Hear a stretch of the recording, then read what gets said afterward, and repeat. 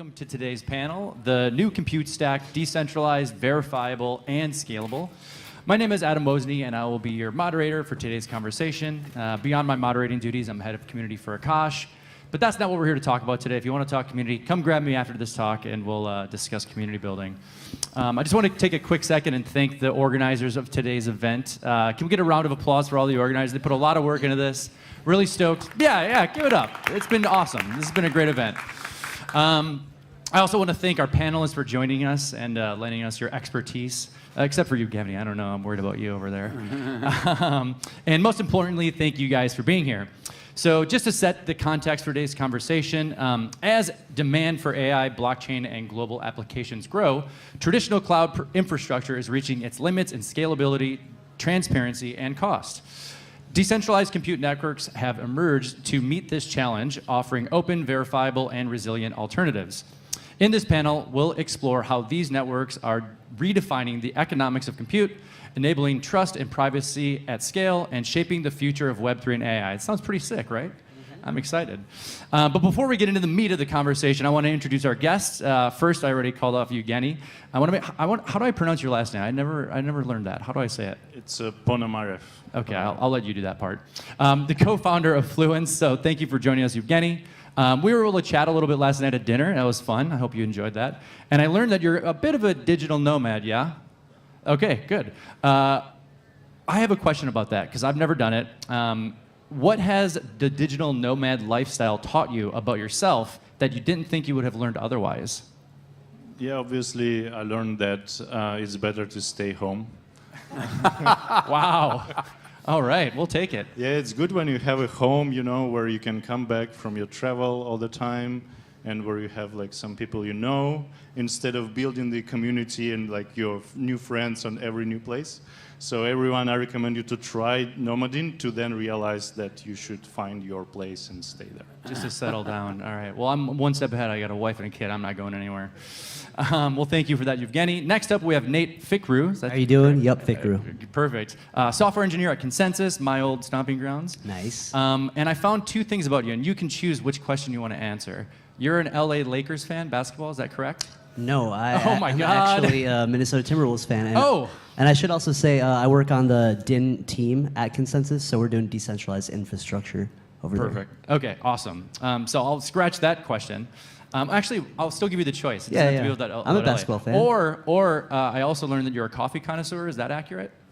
I like coffee. Oh, right. I don't know where you got this So info from. you choose. Do you want a basketball question Basketball, or basketball? all the way. If you could explain to a non-fan why this team matters to you beyond wins and losses, what would you say? The thing about the Minnesota Timberwolves is we're known for not winning like the championship. So, you know, it's all about perseverance. That's really the main thing. Perseverance, I love it. We need that in crypto, am I right? Perseverance and hype. prevails. And hype, yeah. Well, thank you for that. I appreciate it. Yeah. Next up, we have Thomas Abraham, Chief Revenue Officer of Zeev.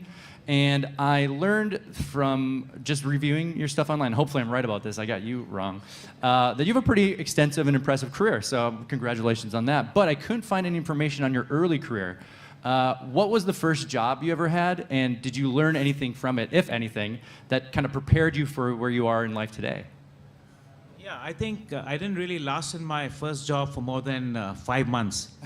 I think I think those days jobs were not that common. I mean, it was tough to get a job. I mean, today you could be a freelancer and a gig worker, and you could start working when you're studying as well. But back in the day, jobs were very few, and you grabbed the first job that you got.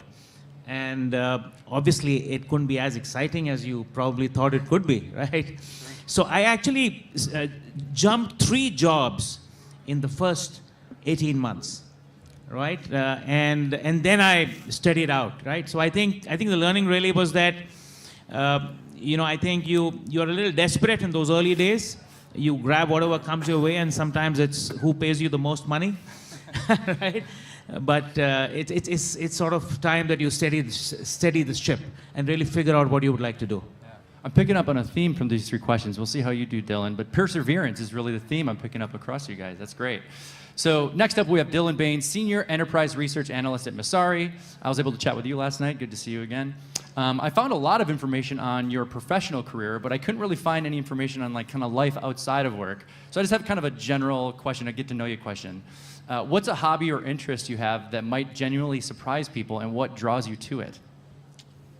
A surprising one? I like to read like the ancient Greek like tragedies and like the Iliad, the Odyssey in ancient Greek. You're in crypto for sure. Yeah, yeah.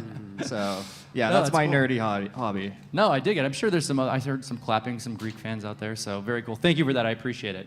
I could talk to you guys about your personal lives and hobbies all day, but that's not what we're here to discuss. I kind of want to set the stage for today's conversation.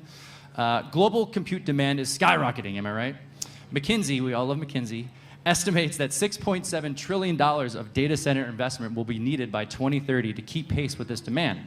So my question for you, and maybe we can start with Nate and just kind of work it on down.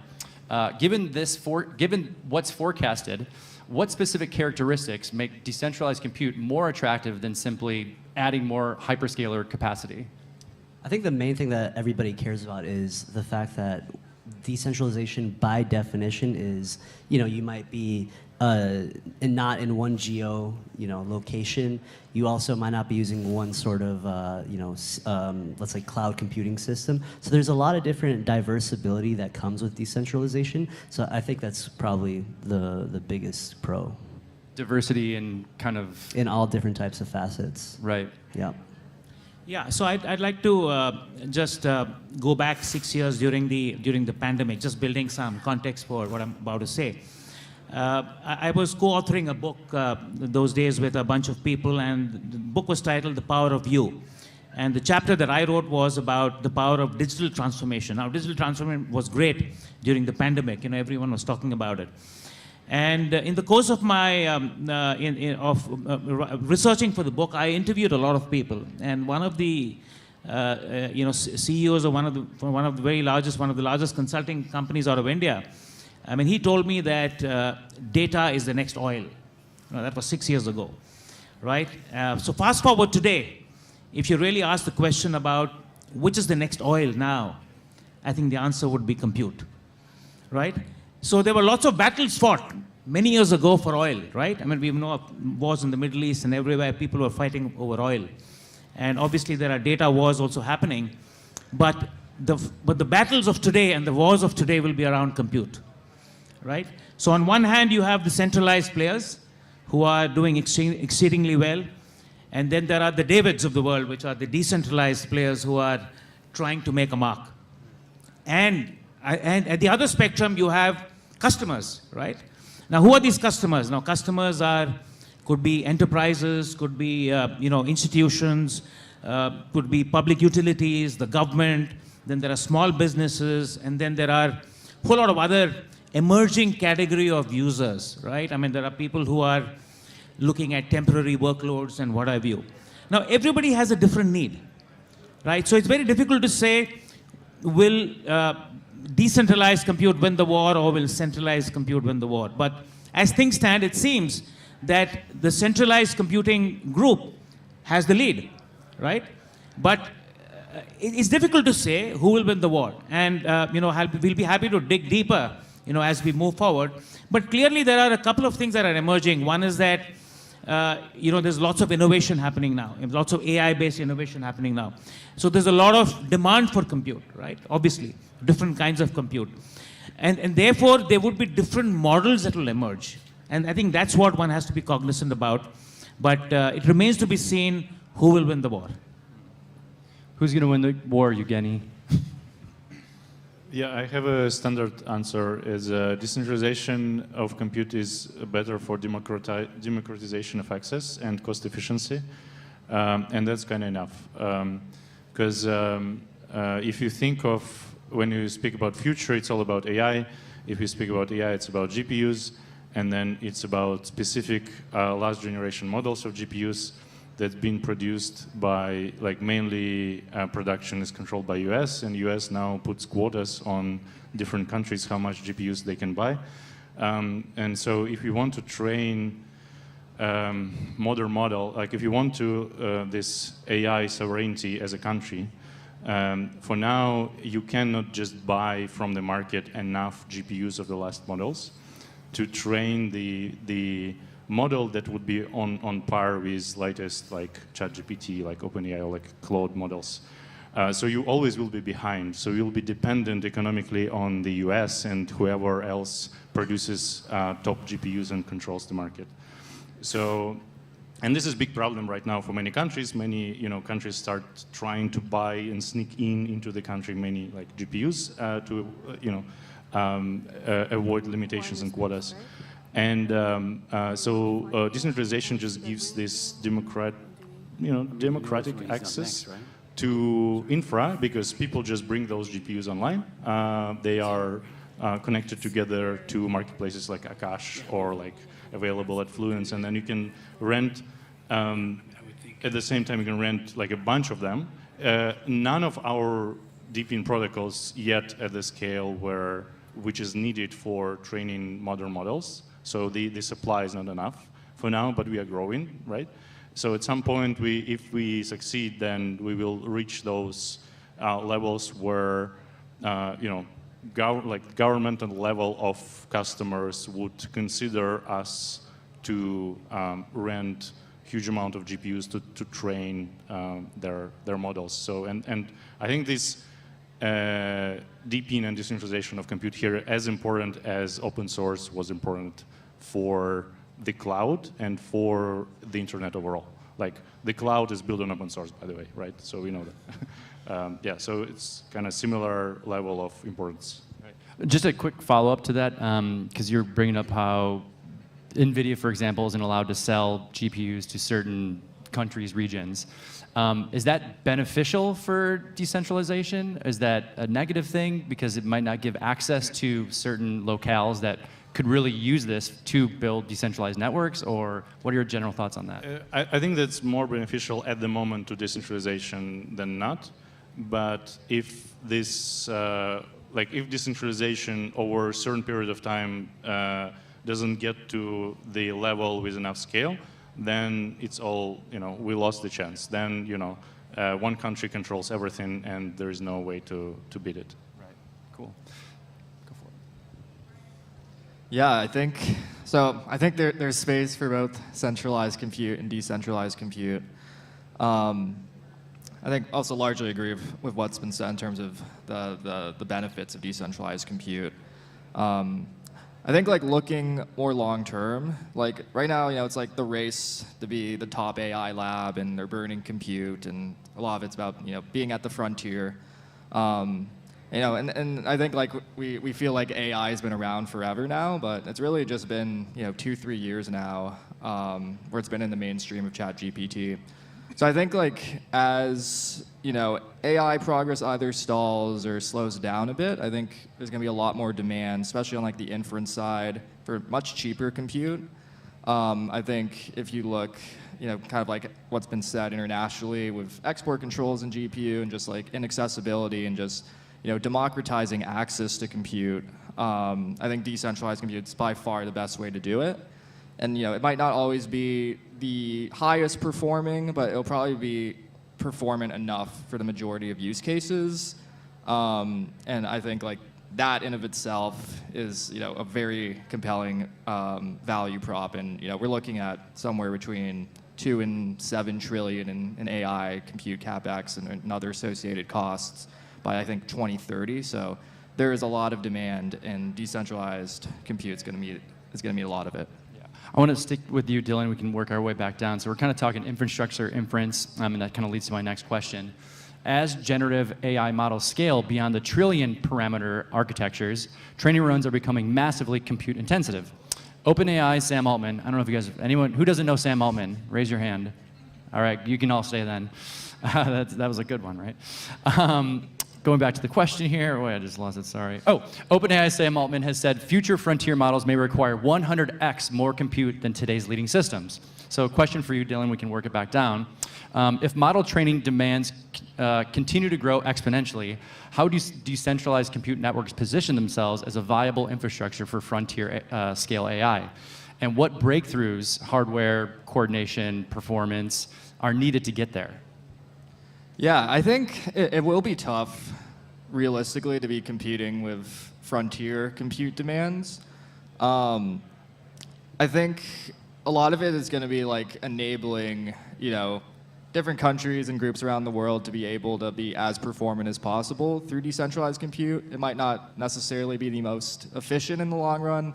I think it would be hard to make the case that it will be able to compete. But I think, like I said before, it's about being performant enough, and we just have such demand for compute, and that every little availability that we can tap into, which I think will be much more easier through a distributed marketplace, I think that has value, just because we need 100x more. So I think decentralized compute probably allows us to better utilize existing compute, and then again, not necessarily always be the most efficient way, but it will meet demand somewhere. There's going to be demand across so much of the stack. Yeah, I think I covered it partially. It's going to be challenging to, as Dylan said as well, to compete with the edge of the new models and training.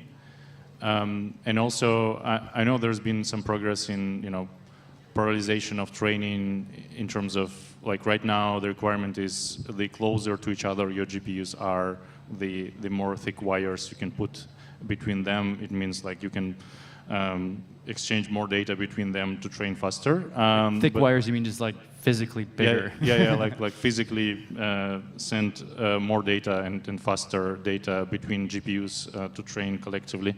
And then if your GPUs distributed, then you have all the issues in latency and the amount of data you can transfer between them, which slows down the training, which means that you train the same model many times slower than OpenAI. And if it takes OpenAI several weeks to train new version of model, it would take several months on this kind of decentralized setup.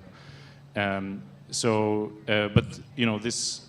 there are some improvements in this approaches to training parallelization, I think, and we may also see some more use cases coming with, when you need for inference, when you need to do the to call the closest cloud GPU to execute some smaller LLM for you to get you some response, but with this new $1 trillion parameters models is going to be hard. Yeah. I remember last night, I'll pass it to you. We were talking about SLMs, and we were calling them, or I think you coined the phrase dumb models because they're just so tiny and cute.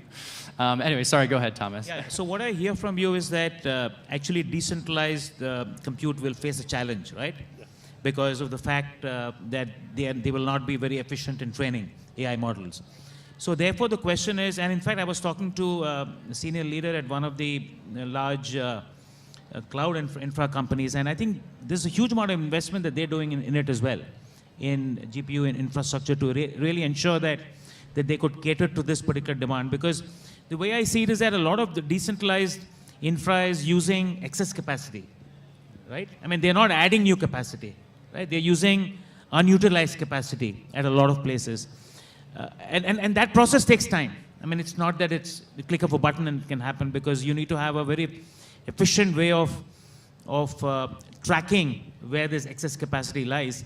So it definitely is going to be a big challenge, and I think people will have to build capacity. I mean, I think just using excess capacity may not be good enough.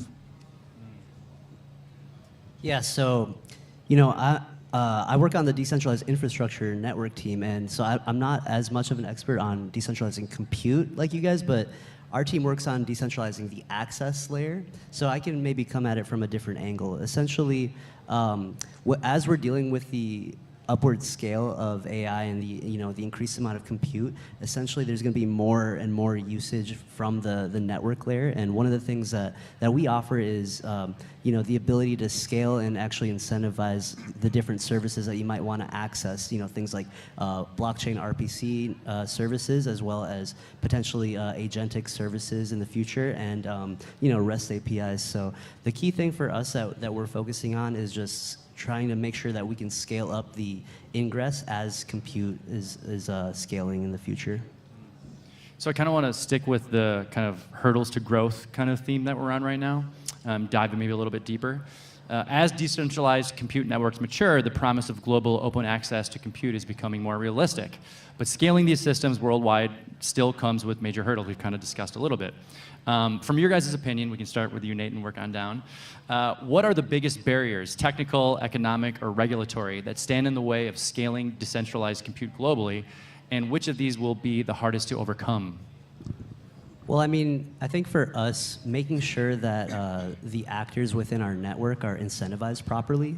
The way that we're tackling this problem, we're building on top of EigenCloud's EigenLayer protocol, which essentially would allow for restaking and rewards based on the work that the operators are doing on the network. So that's kind of one of the biggest things that we wanna tackle, because if you don't incentivize the people that are running the infrastructure correctly, then there's not going to be any sort of incentive to actually wanna do what they're offering and what's needed. So it's all about like making sure the entire economy of the ecosystem that you're trying to build is able to sustain itself.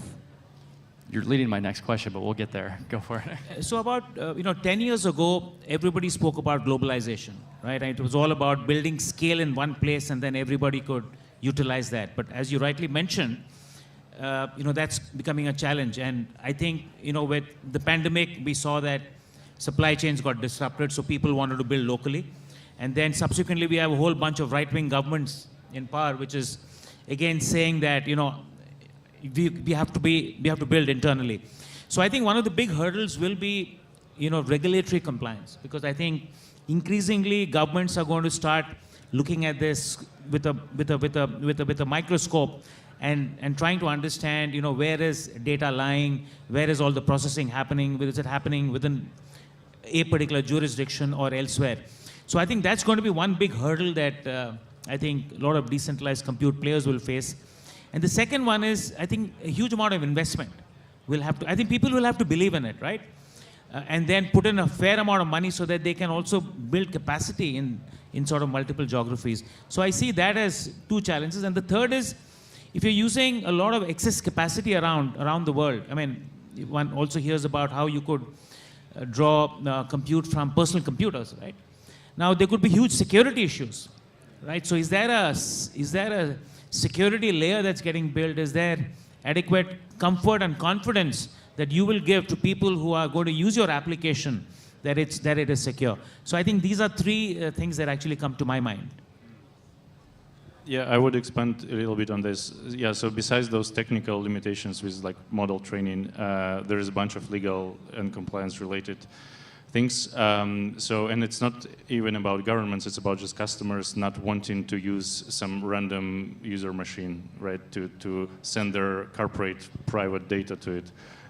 So you either need to have a privacy on a protocol level, or it's the certification needed, like SOC 2, like all of this standard, boring certification needs to be done by all the providers that are participate in DePIN network that offers this service.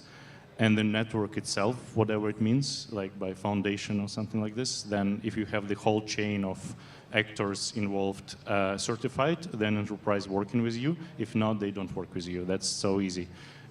So that's why, for example, we target data center-based hardware, because at least we can start from data center level, which is like proper data centers have all the required certifications. Then you need to certify the operator of the hardware within the data center and certify yourself, and then you can serve enterprise customers. And that's just a boring legal totally non-interesting things. I think that's interesting. How long does that process take? Just curious, from all the certifications. It depends. Like SOC 2, I think SOC 2 Type 2 can take up to 1 year. It's like from 6 months to 1 year, I think. It depends on many details, but that's the most annoying thing. Yeah. So get your applications in today. Yeah. Yesterday. Well, it's also expensive. So. Yeah, I'll focus a bit more on like business model. I think one barrier is, GPUs are scarce, and as we see more and more platforms emerge to try and, create decentralized compute platforms and marketplaces, I could definitely see a commodification problem where like it's very hard for a lot of protocols or marketplaces to, be profitable in the long run, and it could lead to a handful of players that are more well capitalized, capturing a lot of this market. And I could see that being an issue for true decentralization and really, getting to the core of the vision. You mentioned commodification, and what you mentioned earlier actually led to my next question. I think we have time for maybe one or two more, so I'll try to squeeze these in. What does the compute economy look like when builders and users can truly own and trade access to real capacity? And how does that change the way applications are built and priced? I mean, I can come at that from the networking angle again. So, like I mentioned, you have to make sure that people are rewarded in a way that they actually will respond to, right? Like, at the end of the day, you want to have as many people participating and also accessing whatever it is that whether it's compute or the network as possible. So to do that, you need to be able to generate enough of revenue for the infrastructure providers as possible. And there's got to be some sort of system. I think in some, like Akash, you guys have like your own layer 1, right?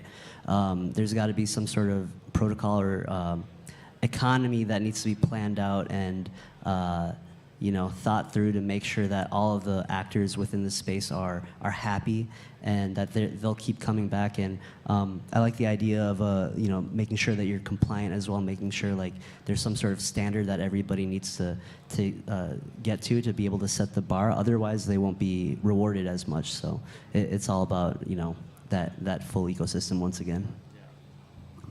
Yeah, so I just wanted to give a personal example here. I mean, so we have installed solar panels at our home back in India, and and we get, and it's integrated into the grid, energy grid, into the power grid. So we get credits, and then obviously those credits are offset against our monthly electricity bill. So I think obviously there is an energy marketplace that is successfully emerging now in several economies.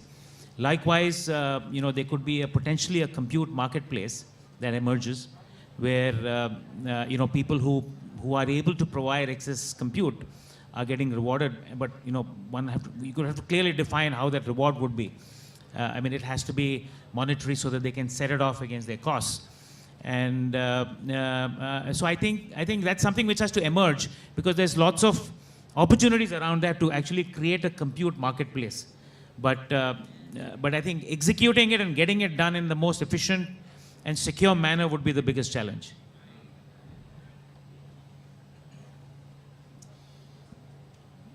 Yeah, I'm not sure what to add. I think it's, guys covered it pretty well. If you're asking about incentives and distribution of incentives, it's on us to do the job right.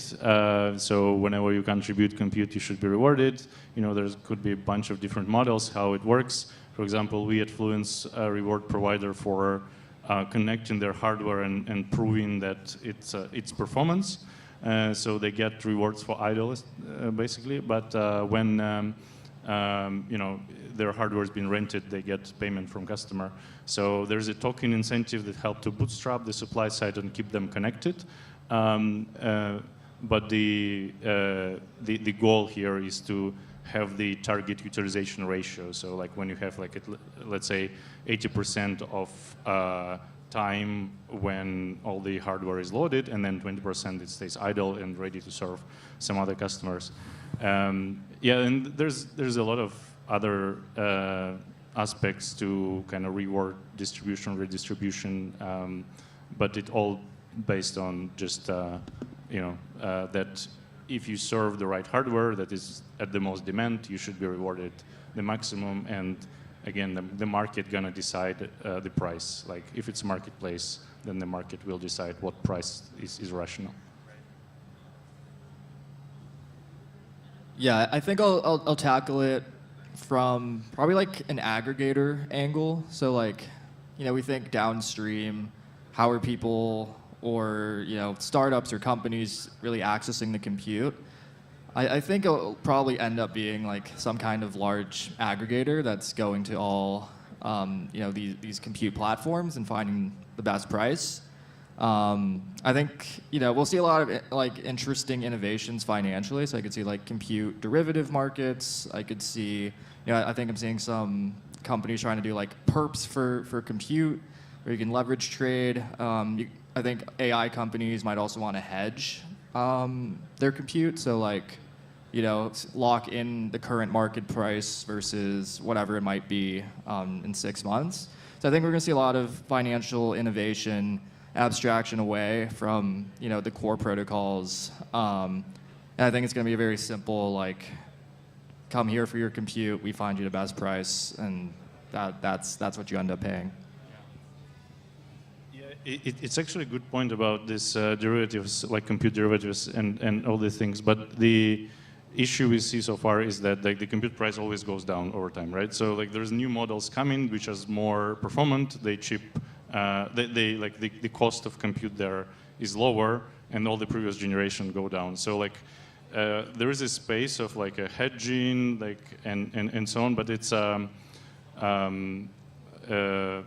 it works when you have some market scarcity of certain resource, when these AI labs want to make sure that they can get access to certain compute at certain price, otherwise their economics would fail. So that in this case they would try to leverage this, compute futures or something like this. But it's pretty interesting. Like we see some innovation. Like I would like to see more of some of the things going live. We also, want to build something, and we plan to build something next year. But still. You want to tell us what it is? Well, I mean, no, it's like all alpha. No, it's like we call it like RWA tokenized compute, but it's all about the same things. Like we want to allow investors to get a revenue share from certain GPU model they bet on. We want to provide some sort of compute futures or something like this for AI labs to secure compute price for them whenever they need it. But it's very early in the research in our case. Cool. So you're just talking about the future. You didn't drop the alpha, but well, maybe that was a little alpha you gave us. So I think I have time for maybe one more question. We might be able to squeeze in a lightning round. We'll try our best here. But I want to look to the future a bit. Between hyperscalers doubling down on specialized accelerators and a growing market for confidential and verifiable compute, it's a mouthful, what's the role for permissionless decentralized compute in powering Web3 and AI? Niche, complementary, foundational? So really the question is, what's the future state of DePIN in the market? Can start with whoever, good luck. I'll go. I think at the end of the day, we're kind of in an interesting phase right now in technology where it's almost like the agentification or autonomous service-ification of technology. And as long as that's going to keep moving forward, there's going to be a constant drive towards the increased compute, increased scalability, essentially just more and more usage from all different types of things, all different types of services that your mind can only think about right now, and I think it's just going to keep going crazy from here on out. Yeah, I think there has to be some clear success stories that come out, right? And so that it builds confidence in the market as a whole. Number one. Number two, how can it be attractive for enterprises and large institutions, right, who tend to shy away from this because they want to control everything. They want everything in a single data center. They want everything on-premise. So what's the value proposition that decentralized compute can bring to the table to them Because let's face it, AI and other concepts are ubiquitous today. Everybody's using it, right? It's not limited to a few organizations, but every large enterprise is deep into it. So I think the challenge would be that how can players in this space show true value? How can they have clear success stories? And it should not just be a pie in the sky. I mean, we need to see something really happening on the ground. Like, what's the narrative to get people interested? Like, what would a journalist write about? That's what. Yeah, right? I mean, and it has to be practical and something that we can say has happened, and not it is going to happen a year from now or whatever, right? It should not be a theoretical conversation. It should be something that we have done this, and this is the ROI that somebody has got from it. Because everybody's looking at ROI today. That's the starting point. It's got to be simple. It's got to be able to change people's lives right now. We're supposed to argue with you on this panel, but I'm gonna agree again, unfortunately. You're just so friendly. Yeah, anyway. So like, I think the future of DePIN is gonna survive only if DePIN provides the right products that are competitive, that users want, that solve problems, and not just hallucinating about let's create a new world full of tokens. So that's not gonna work. And I think we all need to be very laser focused on delivering user value, growing revenue, and and scaling it this way.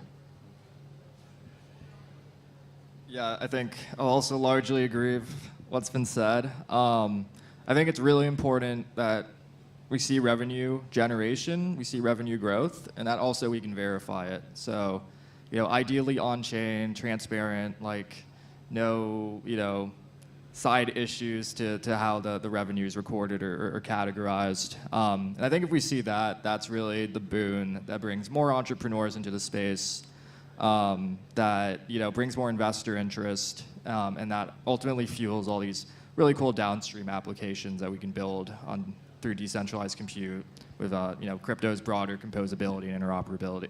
So. I think we just really need to see traction and growth to really validate the concept. Sounds good. I'm into it.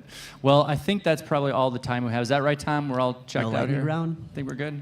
We're good. All right, we're going to have to wrap it up. I could talk to you guys all day, but I really appreciate you guys being here. Big round of applause for our panelists.